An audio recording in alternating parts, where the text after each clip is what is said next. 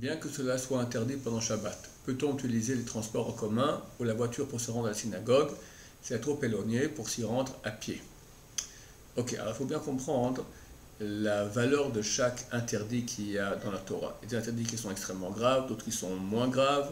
Il y en a qui c'est même pas l'interdit, c'est juste une mitzvah. Il y en a qui c'est juste bien. Et en fonction, on verra où il y a la priorité.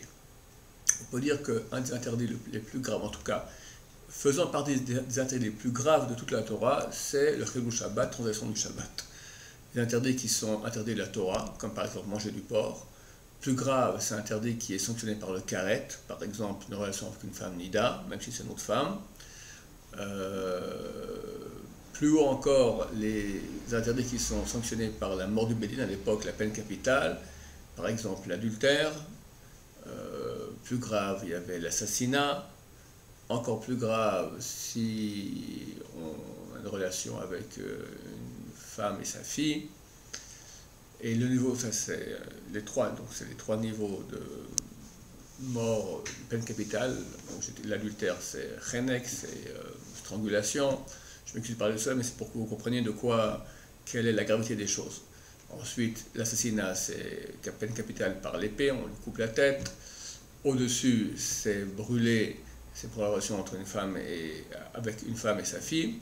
Le plus grave de tout, c'est donc la quatrième mort, peine capitale, c'est par lapidation. Dans ce cadre, on aura ceux qui font de l'idolâtrie, la relation homosexuelle et par exemple le Shabbat. Donc le Shabbat, bien qu'aujourd'hui les peines capitales ne sont pas appliquées, néanmoins fait partie des interdits les plus graves de toute la Torah.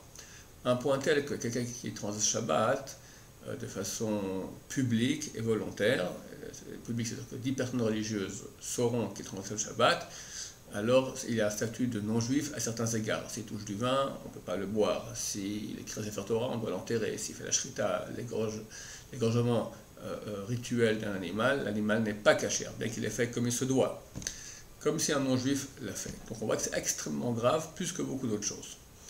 Maintenant, on pose la question ici, est-ce qu'il est préférable de prendre la voiture ou les transports en commun qui sont un chilul Shabbat, qui sont transgression du Shabbat, pour aller à la synagogue prier? Alors, aller à la synagogue prier, c'est simplement une très grande mitzvah, mais ce n'est pas obligatoire. C'est-à-dire, si quelqu'un maintenant ne peut pas, quelqu'un qui est malade, alors il ne peut pas prier, c'est terminé. Ou quelqu'un maintenant, il n'a pas les moyens, je ne sais pas, il n'y a pas de synagogue dans l'endroit où il habite. Alors, il ne doit pas prier? Non, il doit prier. Et sa prière est valable à 100%.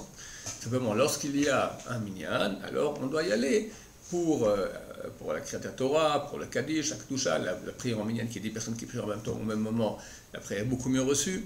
Mais tout cela est un plus nécessaire et obligatoire quand on peut y aller.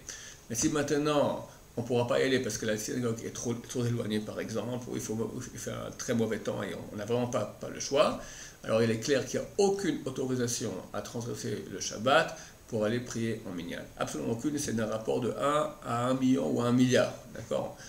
L'un, c'est peine capitale par lapidation, et l'autre, c'est juste un plus obligatoire quand on le peut, mais pas quand on ne le peut pas. Shabbat Shalom.